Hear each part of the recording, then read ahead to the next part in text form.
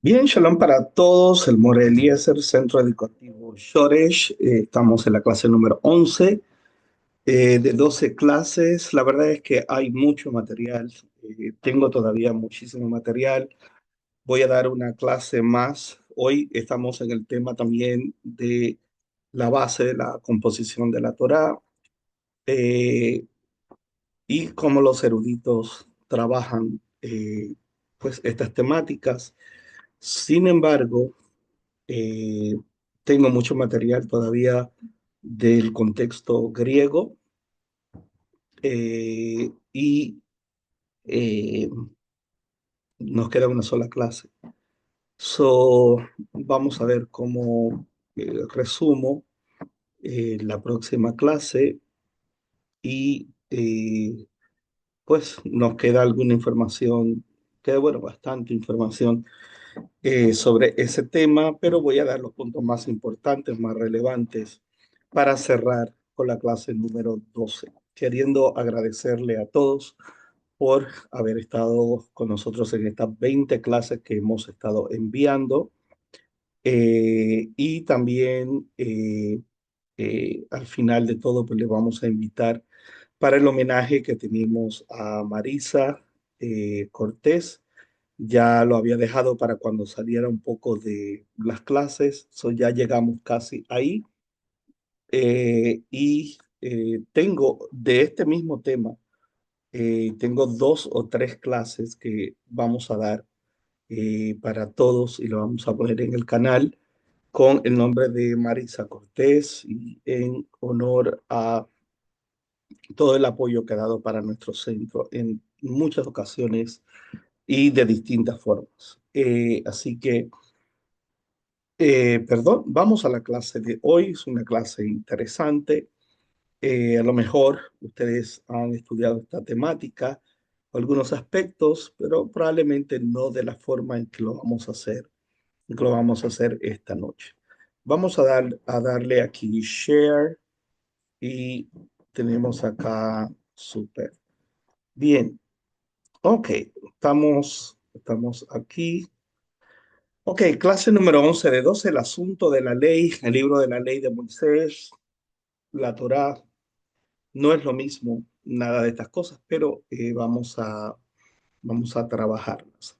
So, ¿qué vamos a ver en esta clase? Vamos a ver el libro de Éxodo, la progresión de varios aspectos que se fueron desarrollando con el tiempo, temas dentro de lo que hoy conocemos como Torá, que en forma independiente fueron siendo redactadas de acuerdo a las circunstancias políticas y religiosas, fuentes y autores independientes, temas como el aborto, la esclavitud, que la percepción moderna ha utilizado y mal interpretado para sus propósitos independientes.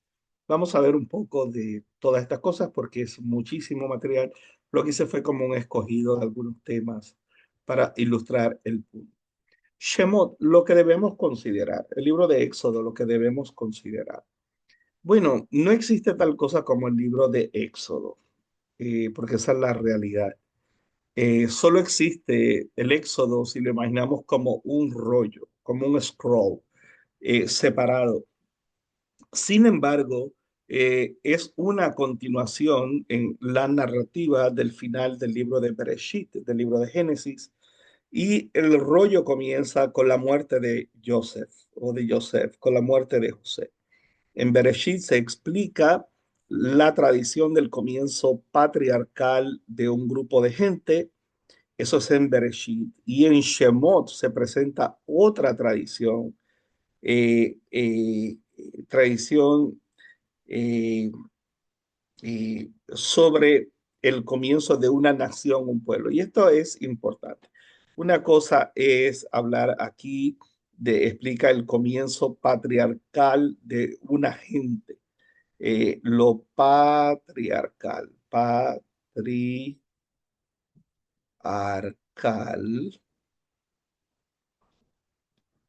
que es lo que conocemos como los avot, los padres, ¿ok? Y las imaot, las imaot. Avot e Imaot, ¿ok? Y las matriarcas. Esto lo vamos a ver en el libro de Génesis o el libro de Bereshit. Y esto es una tradición completamente distinta a la que vamos a ver en el libro de Shemot, que significa nombres, los nombres de los 70 que ingresaron a Egipto, pero el libro, su fuerte es la salida, ya ahora no de un agente patriarcal, sino de una nación. Y ahora cuyo padre no son estos patriarcas ni las Imaot, sino es el Dios Yahweh, lo cual es, con esto nada más sabemos que es algo posterior, ¿no? Y hoy vamos a hablar en ese sentido sobre eso. Eh, sin embargo, tenemos aquí eh, que el Shemot se presenta una tradición completamente distinta y son tradiciones, estas tradiciones compiten entre ellas.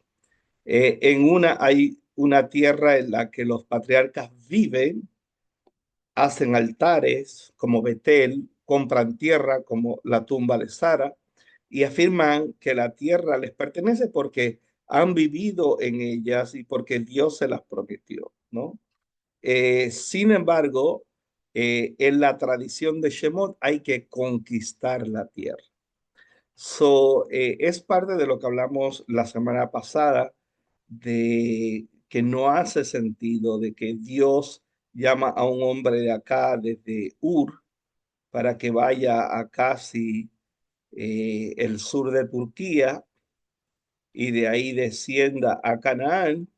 Y cuando llega a Canaán, lo que hay es una sequía y tiene que irse a Egipto y allá por poco pierde la esposa. Vamos a hacer aquí las pirámides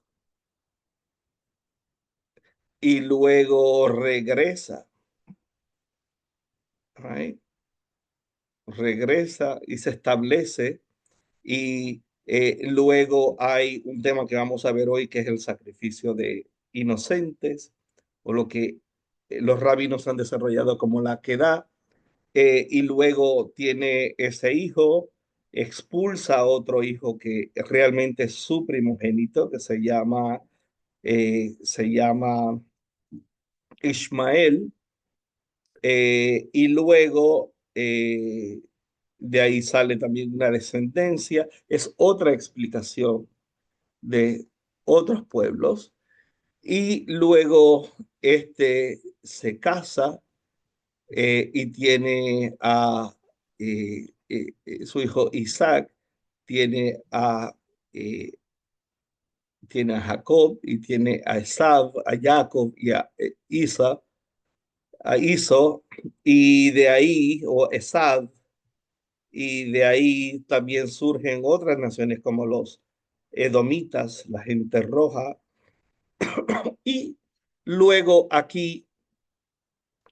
hay, aquí es cuando surge la unión de otra tradición independiente que explica el origen de este pueblo como un pueblo que eh, eh, llega, pero lo que llegan son 70 personas, por ende no es una nación, pero sale como una nación.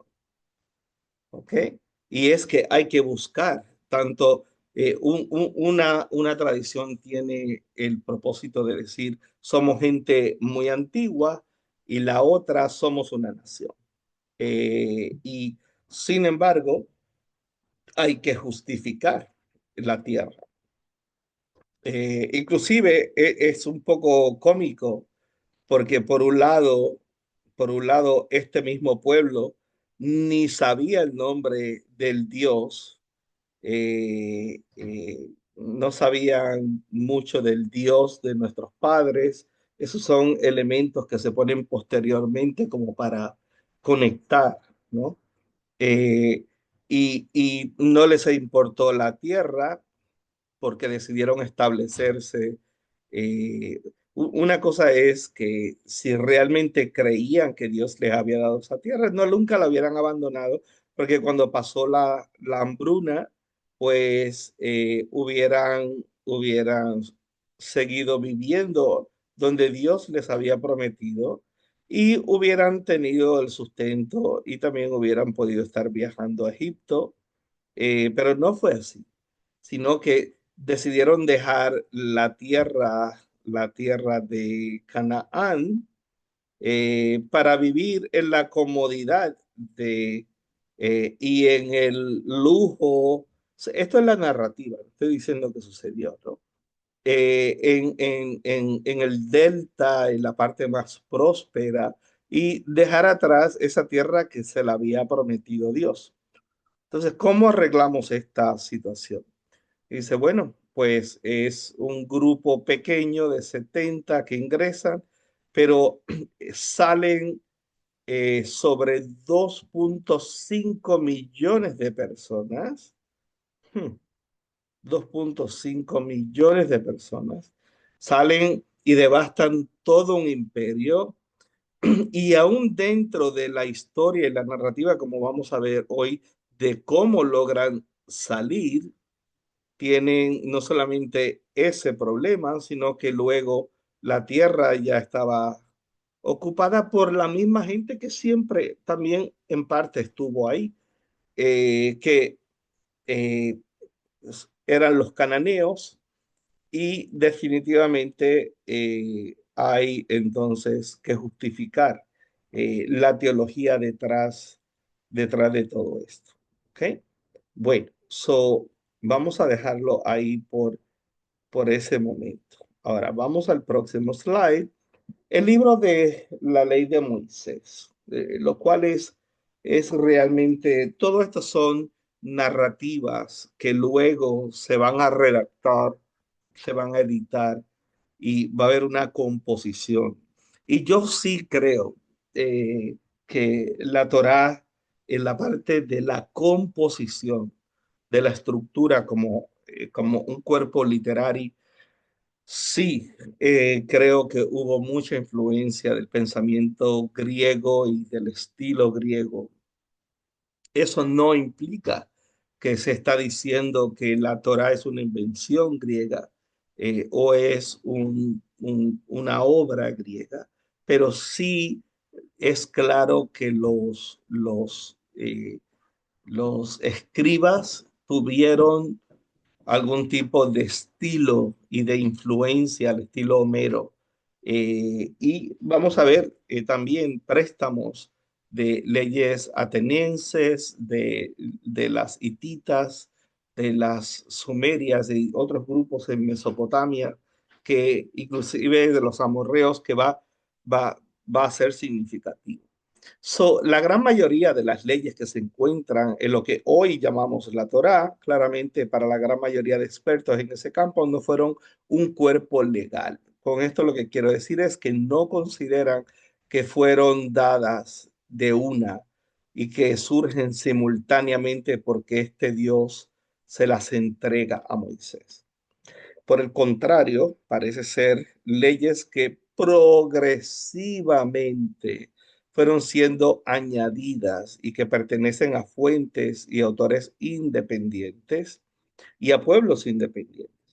Y hay una gran cantidad de estas leyes en los códigos de otras culturas en Mesopotamia, Egipto, por ejemplo, la parte de la circuncisión, la estructura del tabernáculo, el asunto de los querubí, todo eso son préstamos. Luego tenemos en el relato de la creación, en la corte celestial, en la visión, en la cosmogonía de la vida y de la muerte.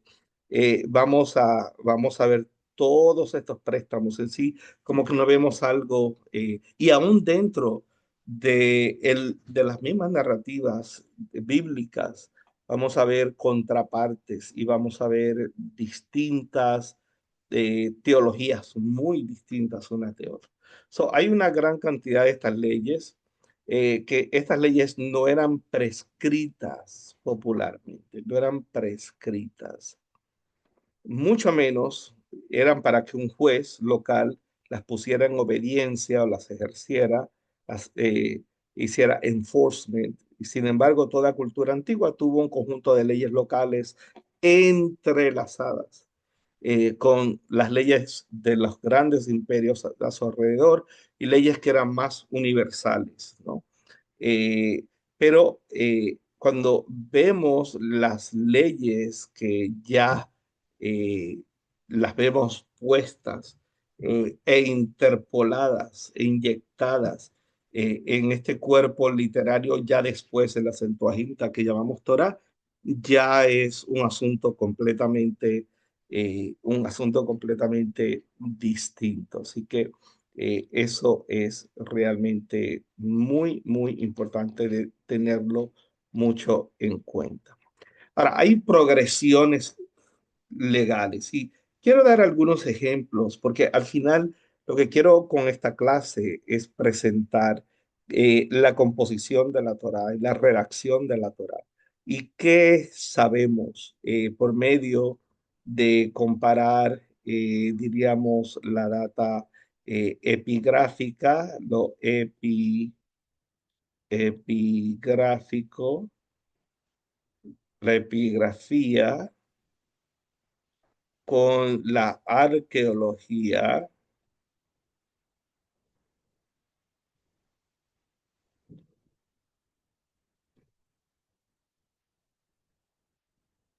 y también con la filología, o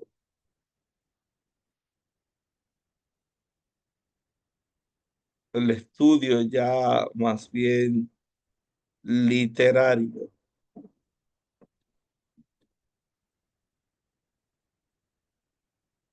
¿Ok? Estos tres elementos que van a tener también su otras variantes eh, y el estudio de las tradiciones,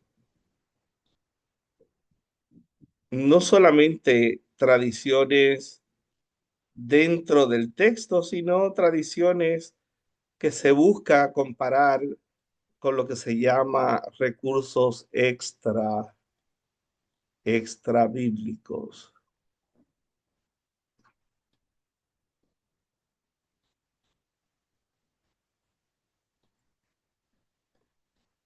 ¿Ok? Bien. Y de estos recursos extra bíblicos, pues que tenemos, como hemos dicho, tenemos mucho de Ugarit, tenemos muchísimos textos egipcios, casi no tenemos nada babilónico, ni en hebreo, muy poco, o no tan extenso como para poder hacer comparaciones lingüísticas.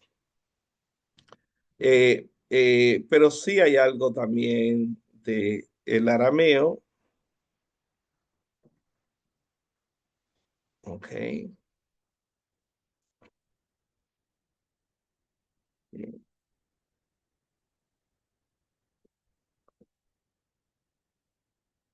Y vamos a tener algo muy importante que se llama elefantina, que en el curso de el origen y desarrollo de Yahweh, elefantín, elefantine o elefantina.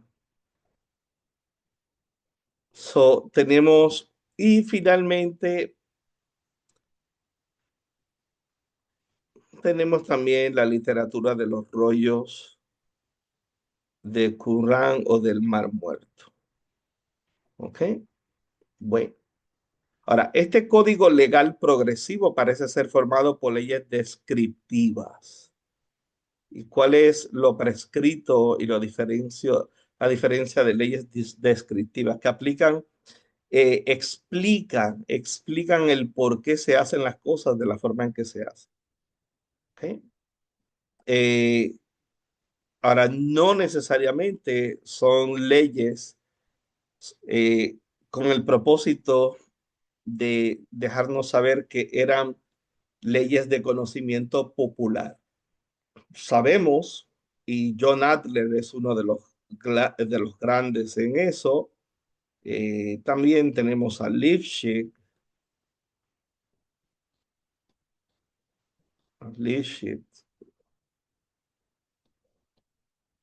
tenemos a Gad Barnea, tenemos a Cohen, tenemos a Kislev,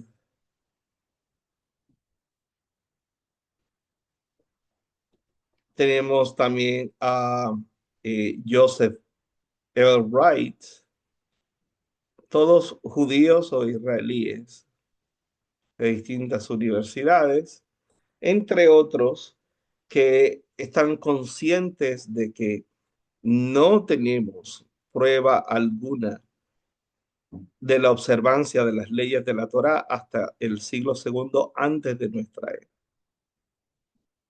antes de la era común. ¿Ok? Siglo segundo. Oh, bueno. Eh, Puede ser bien al final del siglo tercero, pero mayormente siglo segundo. ¿Ok?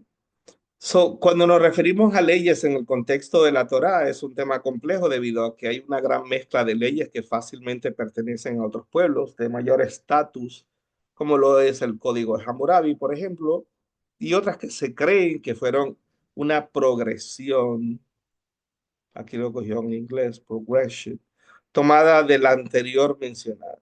Ejemplo, el trato de un esclavo judío o judía como un esclavo de deuda, que era lo más común cuando se hablaba de esclavitud, los cuales son libres después de 7 años, hayan o no pagado la deuda, no así una persona mujer, no tiene la misma suerte, o una persona no judía que no haya pagado su deuda. Igualmente es interesante que esta misma ley varía aquí con acento y es mucho más severa en Devarim que en Éxodo. Y es que vamos a ver, repito, distintas tradiciones en distintos momentos y luego en la Septuaginta se van a unir estas. Algunos dicen que fue uh, durante eh, la primera mitad, al final del periodo persa y el principio del, del periodo griego, pero es ahí donde tenemos entonces que ir a la literatura griega, porque la literatura griega nos arroja más luz que la literatura persa. El mundo persa, como vimos ya en los cursos anteriores, nos arroja más luz en ser la influencia teológica con el zoroastrianismo y el desarrollo de los targumín eh, o el desarrollo de los poderes en el cielo y cómo una cosa va reemplazando a la otra y se va achicando, se va creciendo la figura de un solo Dios. Y eso lo vemos también en el Trisaías. Eh, que es más o menos para ese tiempo. Vamos viendo también la progresión teológica y cómo ese Dios entonces ya no se manifiesta de esa forma, sino ahora por medio de mediadores y otros poderes. Y comienzan a haber rangos de autoridad y rangos de mediadores.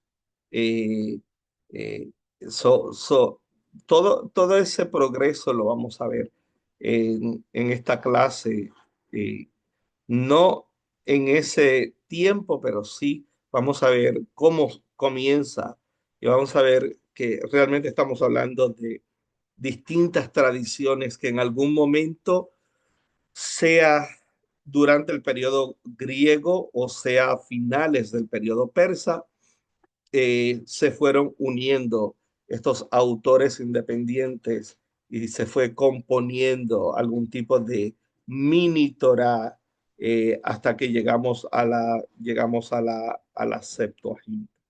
¿Okay? Bueno.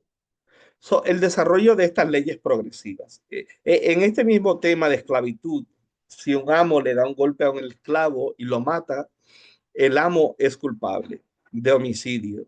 Pero si por el contrario el esclavo queda con severos daños, pero vive unos días y luego muere, no hay cargos contra el amo, y dice la Torah, porque es su propiedad. Entonces, vemos, esto va a traer problemas. ¿Somos propiedad del creador o somos propiedad, un ser humano es propiedad de otro ser humano? Y al final esto, todo tiene que ver con esto, con dinero. ¿Ok? Porque el pago o al hacerse esclavo era más bien págame con tu servicio. Y había ciertos elementos donde los esclavos, del pueblo, ahora eso es progresivo, eso vino mucho después. Eso no es algo que siempre fue así. Lo que quiero decir es que estas leyes no fueron estáticas, sino fueron una serie de progresiones. ¿Ok? Ya cuando llegamos a un judaísmo que es completamente un sistema legal de abogados, los rabinos, que toman un pasuk, son ferushim, son intérpretes. Esto va a convertirse en una serie de clasificaciones legales, ¿no? Y este texto va a evolucionar hacia eso, hacia Jukim, Eliyot, Geserot, Takanot, Mishpatim, y va a haber, eh, órdenes y sistemas griegos de ordenar estos códigos, ¿no? So, igualmente, un tema relacionado a este es la ley que afirma la responsabilidad de un hombre que le da un golpe a una mujer que está en estado de embarazo, al punto que ella pierde la criatura, y este tiene que responder al esposo de la mujer, porque también ella es su propiedad, y hacer el pago correspondiente por el daño causado. Pero esto trae otro tema, y es el tema, y si es más grave al producir la muerte de la madre, entonces ojo por ojo, mano por mano, vida por vida. ¿Qué significa eso? Eh, bueno, significa reponer el daño lo más posible, aunque esto ha tenido mucho debate, porque también esto es una ley antigua que fue prestada de los sumerios, y del código de Hammurabi, la ley del talión. So, sin embargo, en el Tanaj no hay mención alguna sobre el aborto, a pesar de que sabemos que era una práctica en Egipto, Siria, inclusive en Israel. Y vamos a ver, ya posteriormente es que vamos a ver cómo los intérpretes de la Torá, volvemos a la redacción, vemos, por ejemplo, ojo por ojo, talión, la ley hebrea. Luego van a haber otras discusiones sobre este verso y sus interpretaciones, inclusive mucho más tarde con Filón de Alejandría y con Flavio Josefo. Y la traducción al griego implica que el elemento que decide si el feto es una persona es si sale deforme o si sale la corona de la cabeza primero, cuando la mujer lo expulsa o lo sacan de su cuerpo. Esta criatura que ha muerto por un golpe que le ha dado un hombre, sea el esposo, sea maltrato, sea un accidente. ¿Ok? So, ojo por ojo, las leyes de moderación. Bueno, estas son interpretaciones ya más hacia el periodo, donde se le da un énfasis mayor a el sistema legal. Y lo que quiero es que vean que no es que Dios fue en un monte Sinaí que ni sabemos dónde está y se dio toda esta ley. No, esa es la forma de nosotros explicar. el origen, el origen de una tradición que le va a dar identidad a un pueblo. Y volvemos a Jacob L. Wright, que hace la gran pregunta, ¿por qué entonces se tuvo que escribir la Torá? ¿Por qué? No es porque el pueblo tenía carencia de ley, porque creo que ahí hay una gran confusión. Inclusive aquellos que defienden que sí fue cierto que hubo la reforma de Ezequías y la de Josías, lo cual yo tengo muchas dudas sobre eso, pero aún la gente no conociendo sobre el libro de la ley de Moisés, eso no implica que la gente no tenían un rey, que no hubo leyes y que no hubo códigos legales. Estamos hablando en un contexto distinto donde los autores bíblicos quieren unir, entrelazar diría, el poder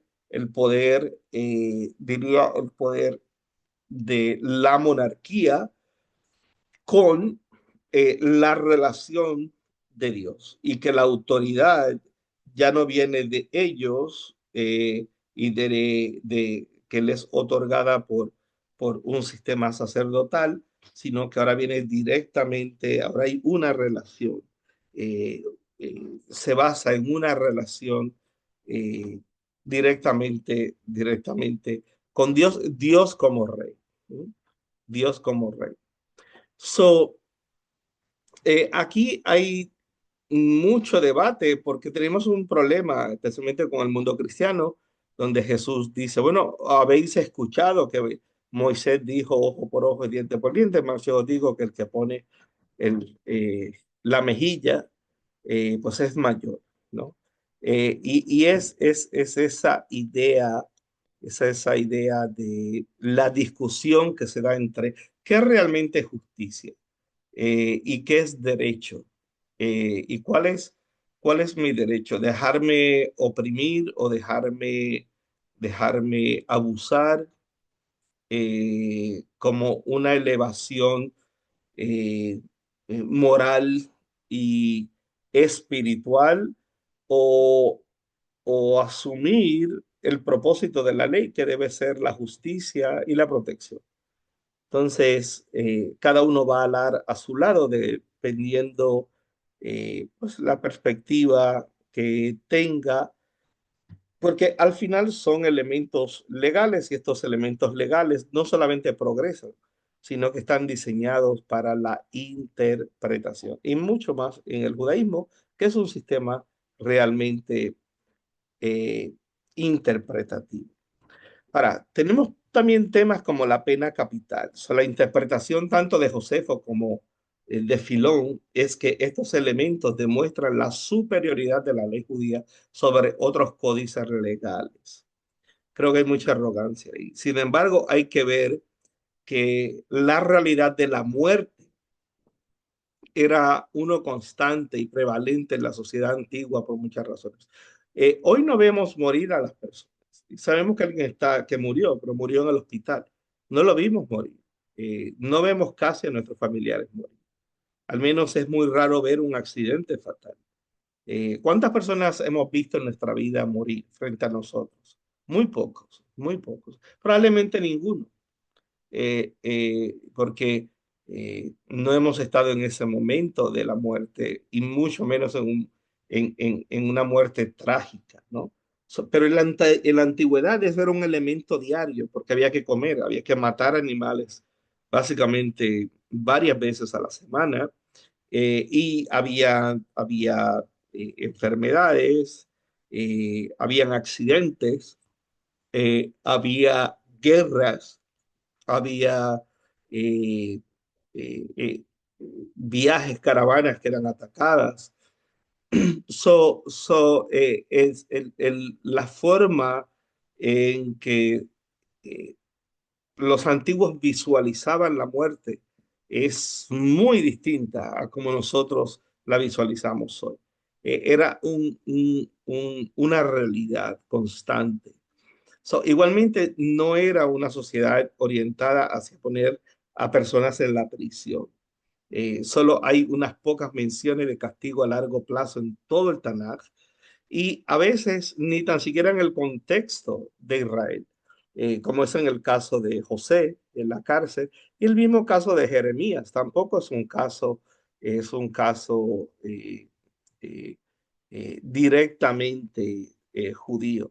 Y en ocasiones se lanzaban a un pozo o a una especie de, sí, de pozo seco y no necesariamente el concepto que tenemos hoy de la cárcel. Por ende, se creía y se practicaba una justicia socialmente estaba aceptada.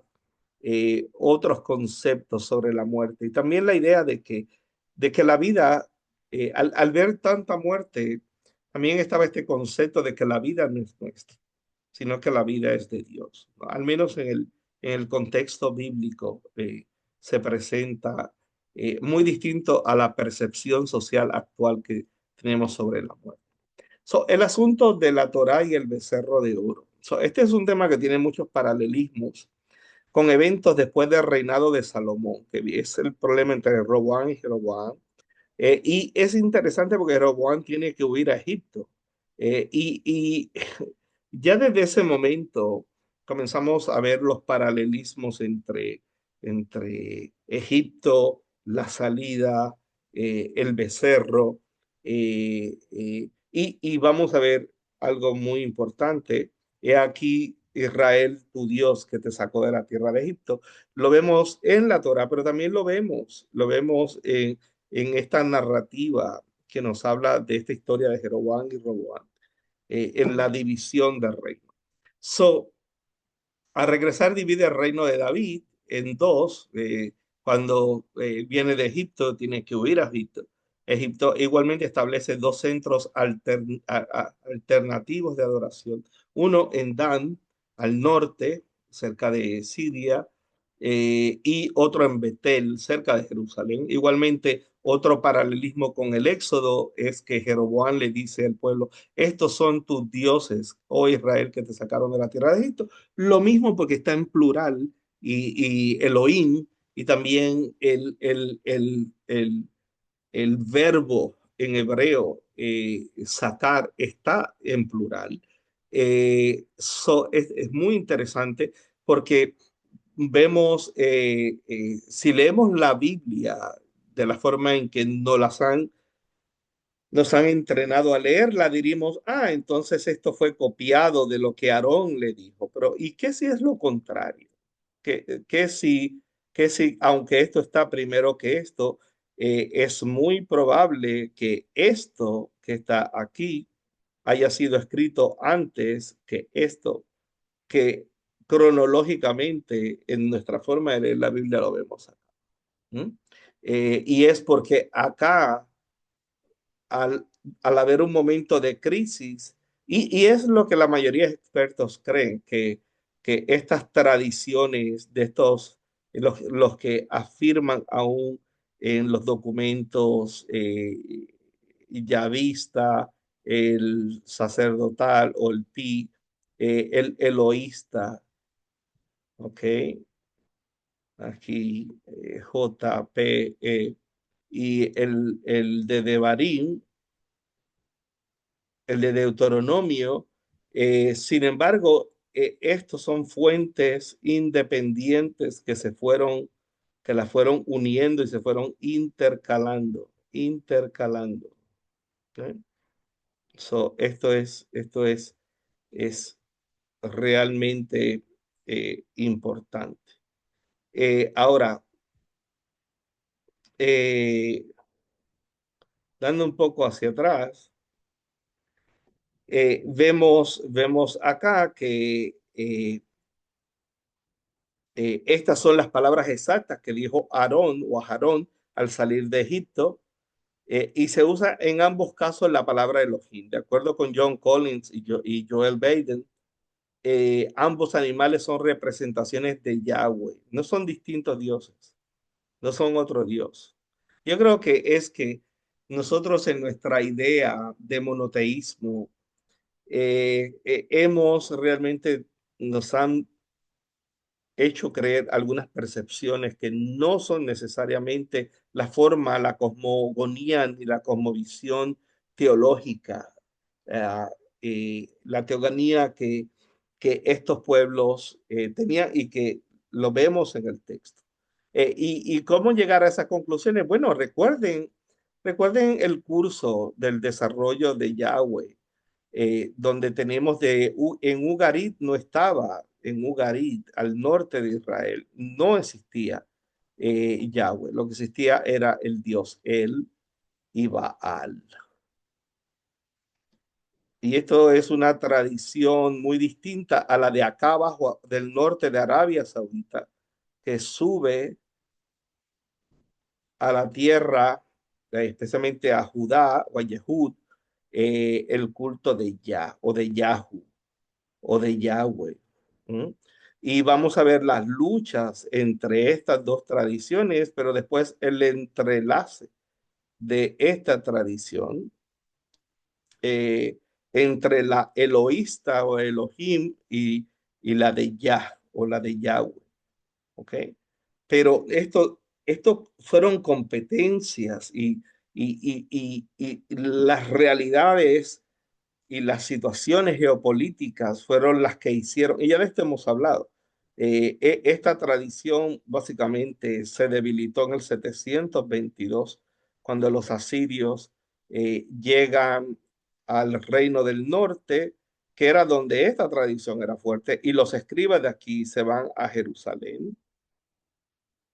Y eso lo vamos a ver en ese tema en particular, lo vamos a ver en detalles. El asunto de los escribas y esto que estoy mencionando, la clase de honor que vamos a dar a Marisa Cortés. Esta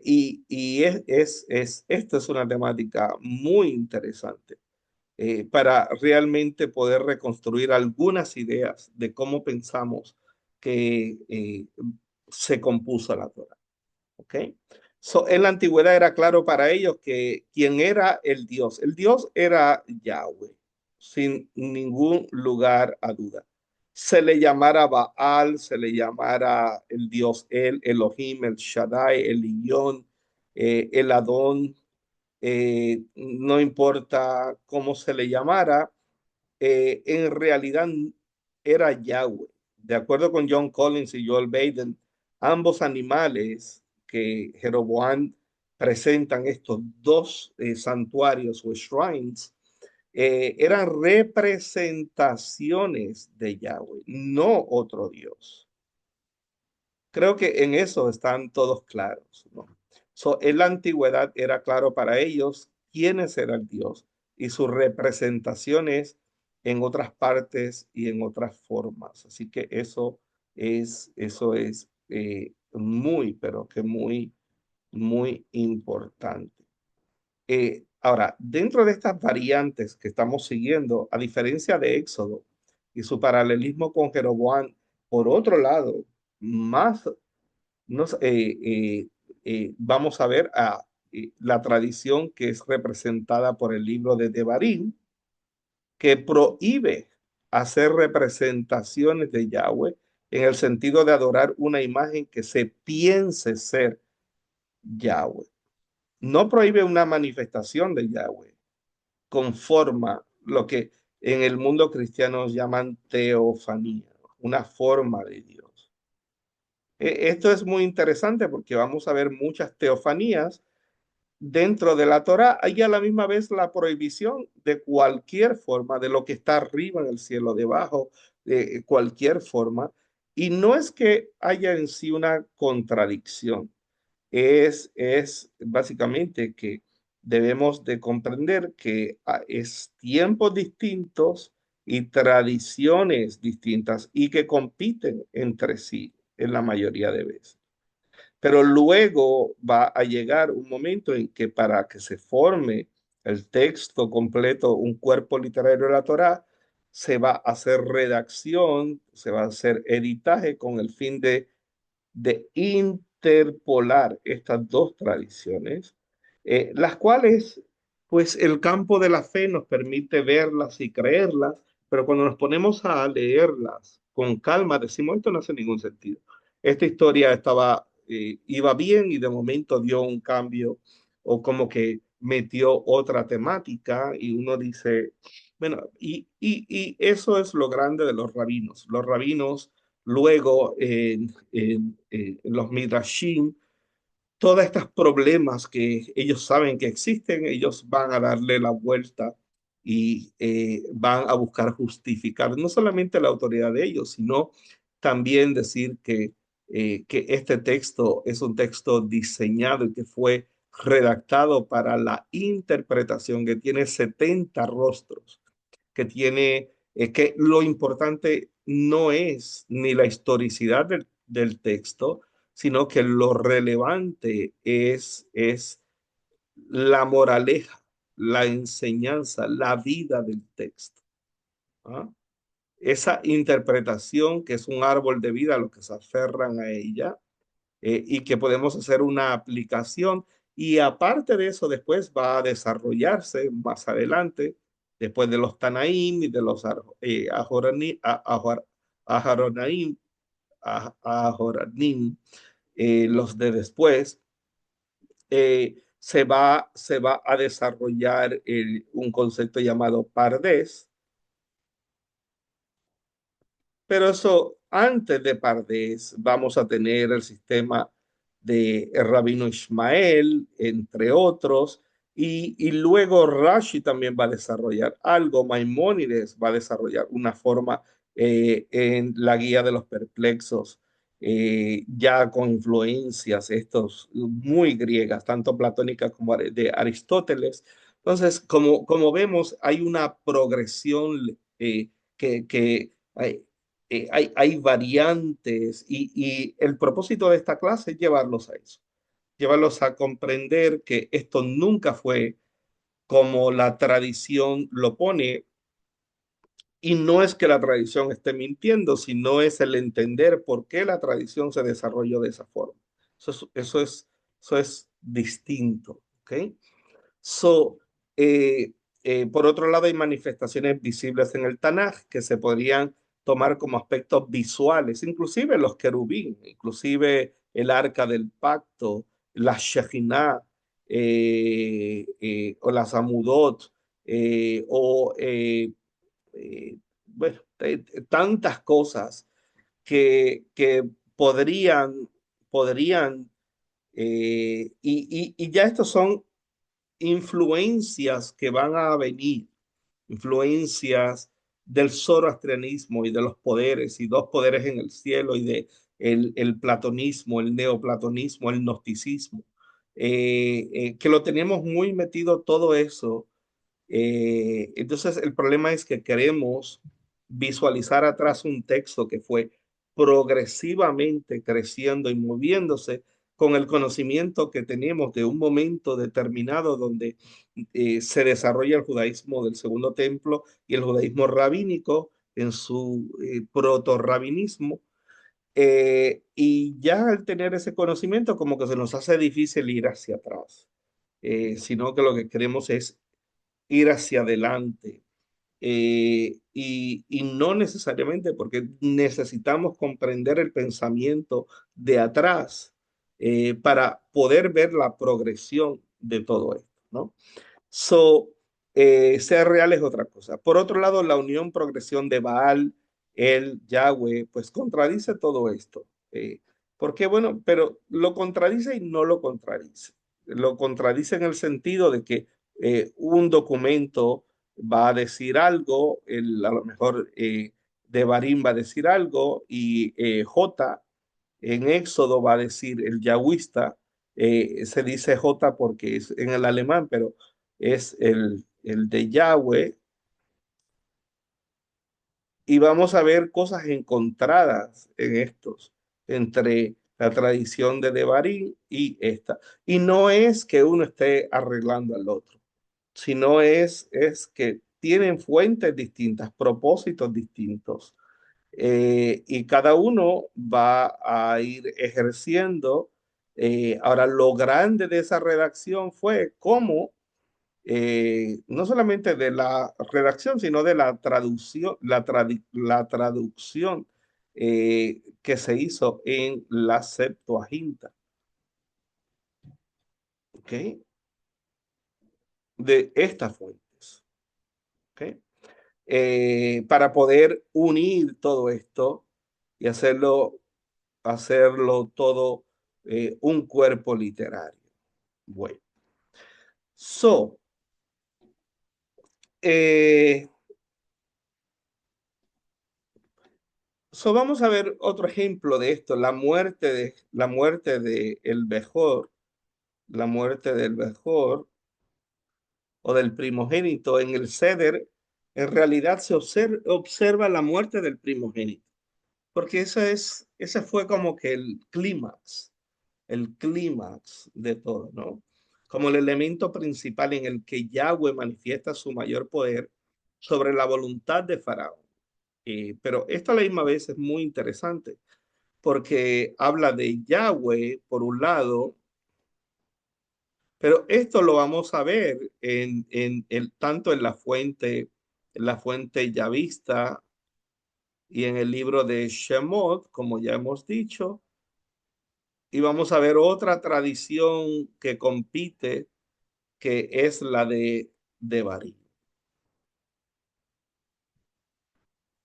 ¿Ok?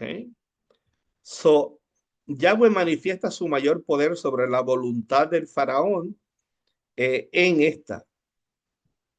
Devarim. En la narrativa de Shemot vemos un faraón actuando distinto a esta narrativa. Uno que decide, quien decide es faraón en esta. Es Faraón el que decide y negocia con Moisés y compite con Moisés y los sacerdotes y la vara y la serpiente y deja a mi pueblo ir. Eso es esta tradición. Pero en Devarim no vemos nada de eso.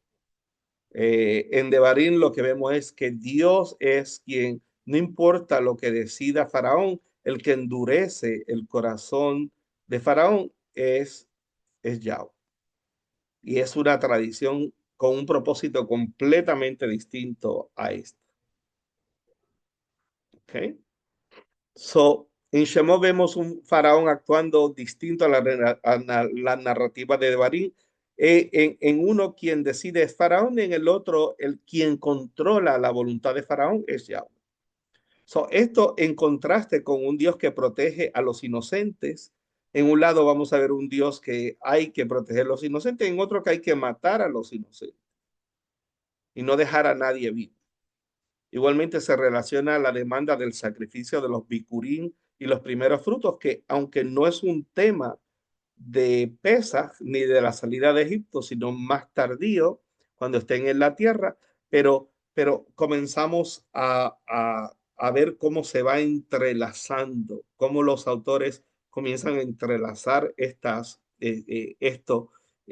temáticas, donde entonces ahora Dios pide bicurín los primeros frutos, pero pide también el primer animal de cada, el primer fruto de cada animal y el primogénito, el mejor de cada familia, el que abre matriz, y había que pagar medio shekel, ¿no? Que pertenecía a Dios, era propiedad de Dios, el primer inocente que abría matriz. ¿Sí? So, tanto en los frutos como los primogénitos que abren matriz en Shemot 21, en Éxodo 21, al igual que en el primer fruto de los animales. Y hay alguna memoria antigua de los sacrificios de inocentes que sí se dieron. En Bereshit 22 vemos el caso de la Kedah, como le llama el judaísmo rabínico, que no se consume completamente, pero estuvo a punto, y Abraham es recompensado por la voluntad de llevar a cabo ese sacrificio. Lo único es que se le detuvo. Pero vemos el elemento que a veces nosotros cuando lo vemos desde la perspectiva nuestra decimos, wow, es que fue la obediencia y lo simplificamos todo, pero es que cuando vemos cómo era el mundo en ese momento y qué se pensaba sobre el sacrificio de los inocentes, tenían poder en la mente del pueblo. Y vamos a ver varios casos, ¿no? Y juramentos que se hacían donde se ponía en juicio y se ponía en balanza la vida del inocente de esa familia. Lo vemos en el caso de Jefté, que dijo que iba a sacrificar a su hija. En caso eh, de este, tendrían que leerlos en jueces. Tenemos el caso de Miqueas, aún en los profetas, tan lejos como los profetas, donde dice, bueno, pero ¿qué debo hacer yo, ¿no? Ante Dios? Y si aún sacrificara a mi hijo, ¿no? O a mi primogénito, si sacrificare a mi primogénito, ¿qué pide? ¿Qué es lo que demanda Dios de mí? Porque bueno, porque es una temática, es una memoria antigua, de un precedente que hubo en el cual progresivamente se fue ascendiendo moralmente, como en la gran mayoría de los temas que vamos a ir viendo desde la Torá hasta los profetas.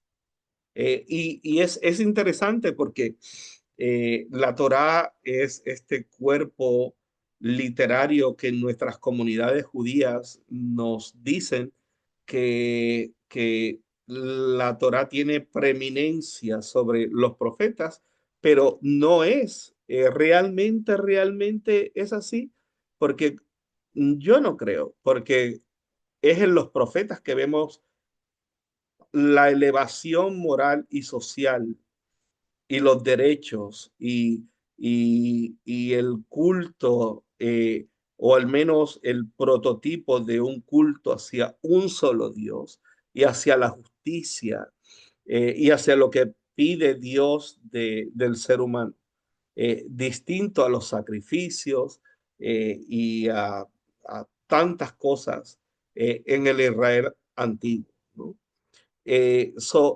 Vemos inclusive en Primera de Reyes, y recuerden que los libros de Reyes se consideran que todos estos libros, Primera y Segunda de Reyes, Crónicas, Primera y Segunda de Crónicas, eran toda una unidad y luego se separaron, y que son más o menos del tiempo del exilio. Es aún ahí hay cierto tipo de recordatorio y de memoria de atrás que la gente podía comprender. Y vemos esta idea de una batalla que hubo entre los hijos de Israel y los moabitas, y los moabitas sacrificaron de sus hijos, y esto cambió a su favor el resultado de la batalla contra Israel. Detuvo el ataque y la fuerza de Israel. Ahí entran entonces otros elementos místicos eh, y esotéricos donde la muerte de los inocentes, la, la, la inocencia tiene un poder enorme que afecta al mundo físico y los resultados en el mundo físico, ¿no?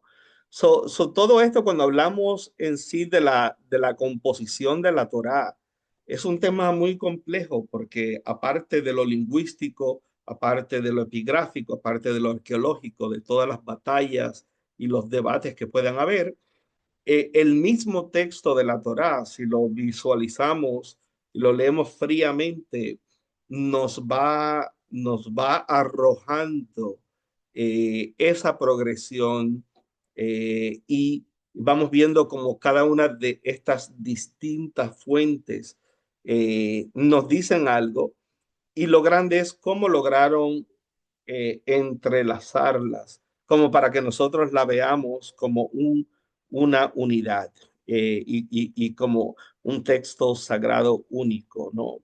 No distinto, sino uno.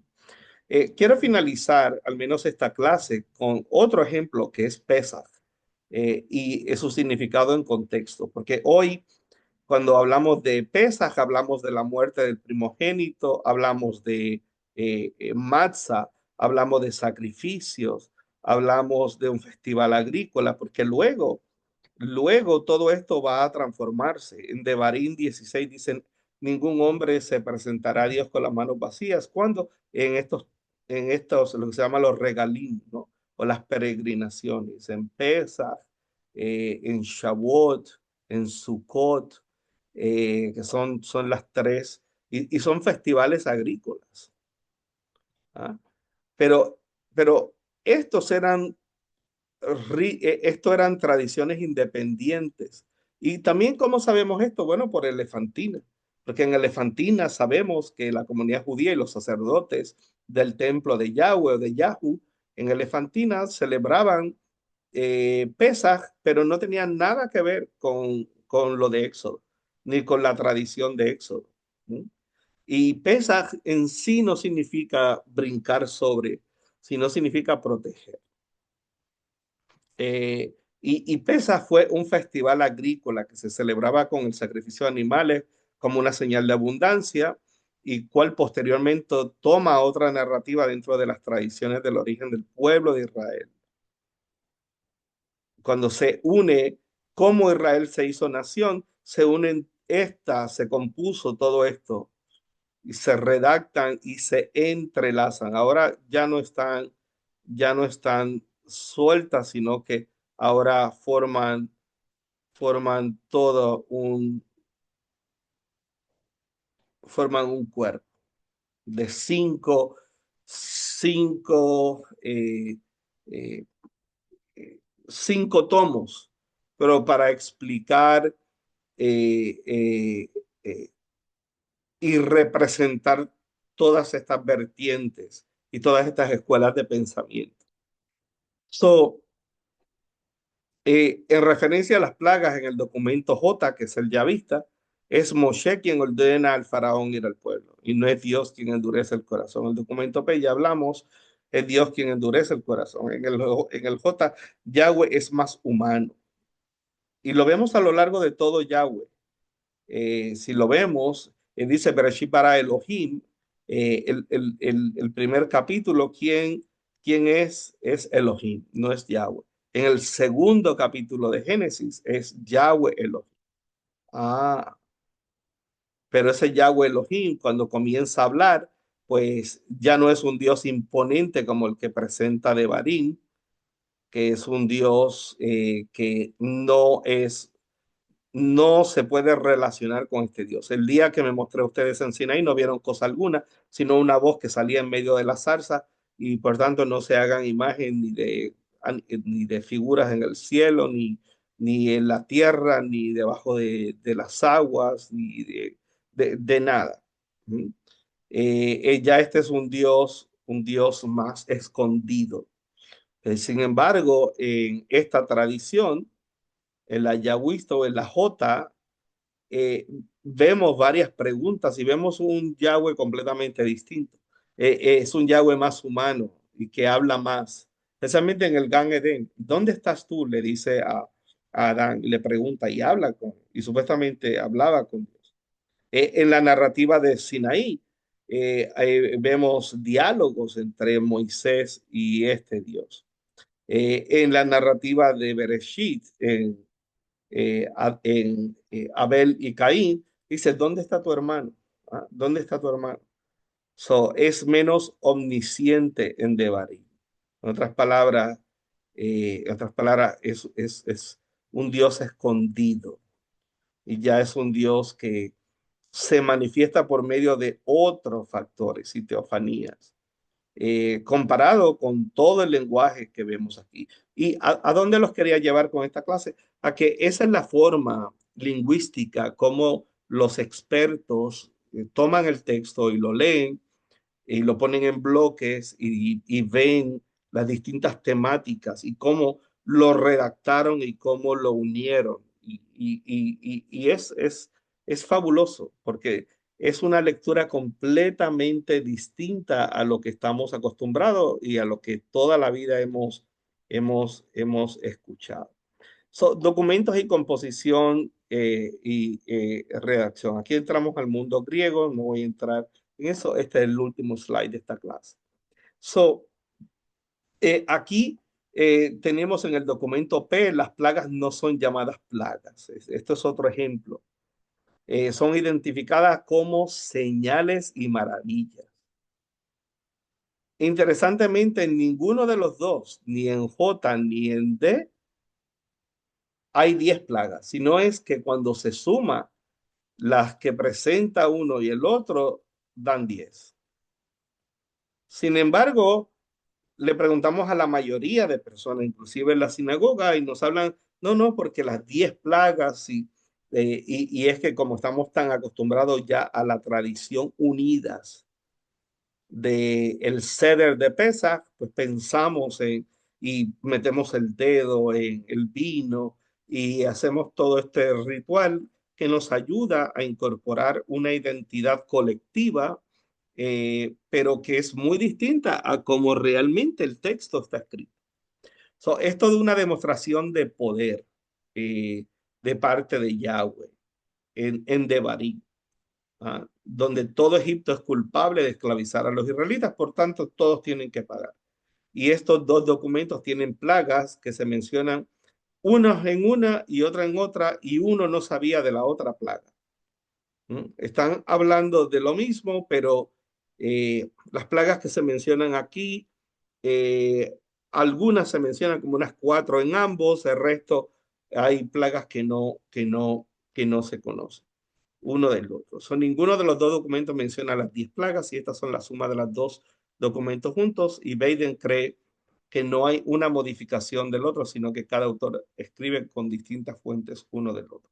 Eso pues lo cree todos los que dije, eh, eh, y eh, creo que el punto que quiero dejar claro esta noche es que ya entramos lamentablemente en la clase, faltando una sola clase, y tenemos, quiero mostrarles antes de irnos todo el material que hay para,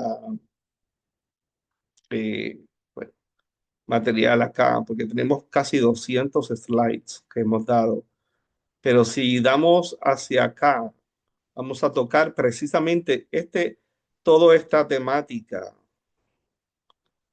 Esto lo cubrimos.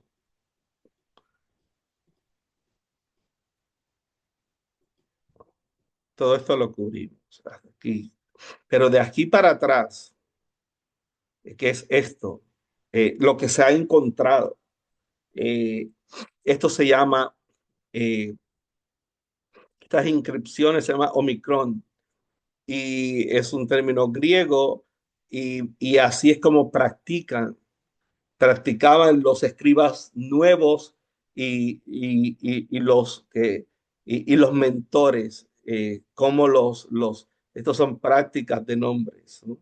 Y vamos a ver cosas muy interesantes, pero esto lo vamos a dar de gratis. Vamos a dar estas clases que toma un slide, dos, tres, cuatro, cinco, seis, siete, ocho, nueve, 10, 11, 12, 13, 14, 15, 16, 17, 18, 19, 20, 21, 22, 23, 24, 25, 26, 27, 28, 29, 30, 31, 32, 33, 34, 35, 36, como 36 slides, ¿ok?